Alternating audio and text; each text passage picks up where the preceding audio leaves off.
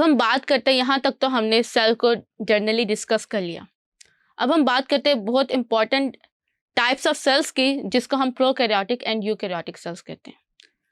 Prokaryotic as the name indicate, pro means primitive, ये वो sales होते हैं जिनके अंदर कोई भी किस्म की ऑर्गेनेली नहीं होती, यानी मेम्ब्रेन बॉन्डेड ऑर्गेनेलिस नहीं प्रेजेंट होते, यानी ना इनके पास न्यूक्लियस होगा, ना माइटोकॉन्ड्रिया होगा, ना क्लोरोप्लास्ट होगा, और इनका अपना डीएनए जो होता है वो साइटोप्लाज्म के अंदर डिस्पर्स होता है। जबकि जब हम यूकैरियोटिक की बात करें तो प्रोकैरियोटिक सेल्स जैसे जैसे इवॉल्व हुए वो उनके अंदर स्पेशलाइज्ड ऑर्गेनेलिस डेवलप हुए, और उन स्पेशलाइज्ड ऑर्गेनेलिस ने यूकैरियोटिक सेल्स को क्रिएट किया।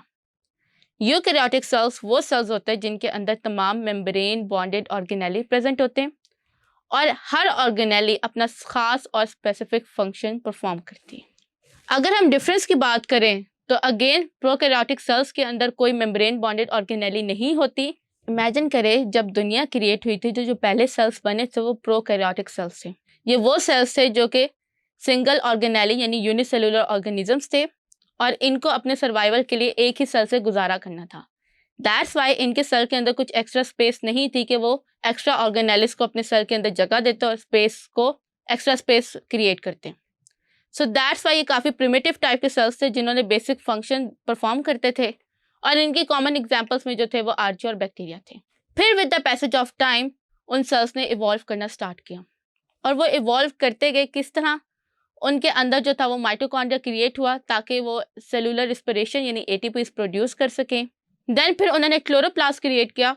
ये क्लोरोप्लास्ट उनके सेल्स को जो था वो फोटोसिंथेसिस के थ्रू फूड प्रोवाइड कर रहा था, और इसी तरह उन्होंने lysosomes, Golgi apparatus, endoplasmic reticulum जैसे स्ट्रक्चर्स और ऑर्गेनेलिस को क्रिएट किया, एंड देन ये इवॉल्व हो गए into more specialized type of cells that is known as eukaryotic sales.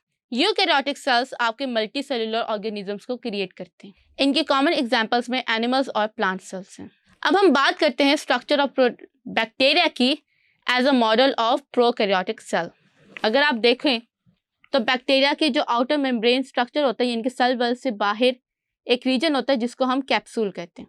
अब हम स्टडी करते हैं स्ट्रक्चर ऑफ बैक्टीरिया को as a model of prokaryotic cell. तो अगर आप डायग्राम में देखें तो सेल वॉल से बाहर भी इनके पास एक आउटर मेम्ब्रेन रीजन होता है।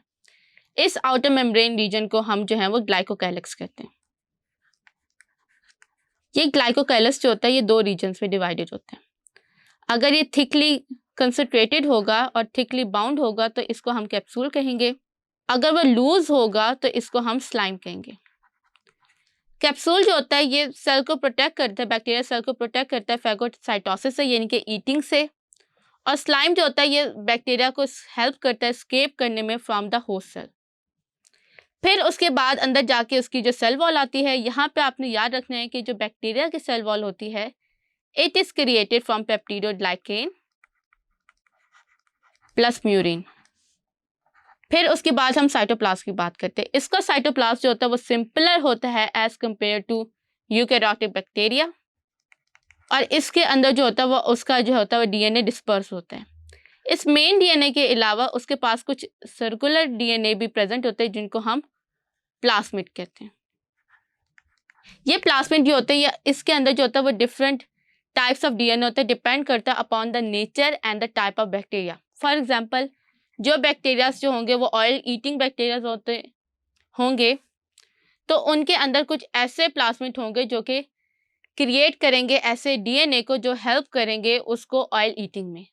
फिर ये प्लास्मिड जो होते हैं इनके अंदर सर्टेन एंटीबायोटिक्स भी होते हैं जो कि उसे प्रिवेंट करते हैं और हेल्प करते हैं बैक्टीरिया को इन competition with other types of bacteria. फिर उसके बाद जो होता है ये राइबोसोम्स इसके अंदर होंगे। यू शुड रिमेंबर कि राइबोसोम्स जो होते हैं ये नॉन मेम्ब्रेन बॉन्डेड बॉडीज होती हैं, यानी इसके अंदर कोई भी किस्म की मेम्ब्रेन नहीं होती। दैट्स वाई ये बैक्टीरिया के अंदर काफ़ी मिकदार में प्रेजेंट होते हैं और ये भी बैक्टीरिया के अंदर सिंथेसिस करते हैं। अब हम बात करते हैं बैक्टीरिया कैसे क्रिएट होते हैं। तो बैक्टीरिया मोस्टली जो होता है वो एसेक्सुअल रिप्रोडक्शन करते हैं जिसको हम बाइनरी फिशन कहते हैं। बैक्टीरिया बाइनरी फिशन के थ्रू जो होता है वो इजीली डिवाइड कर रहे होते हैं। समटाइम्स कुछ बैक्टीरिया के पास स्पेशलाइज स्ट्रक्चर होता है जिसको हम पिली कहते हैं, और ये पिली जो होता है ये कॉन्जुगेशन करता है दूसरे बैक्टीरिया के साथ और ये ट्रांसफ़र ऑफ जेनेटिक मटेरियल में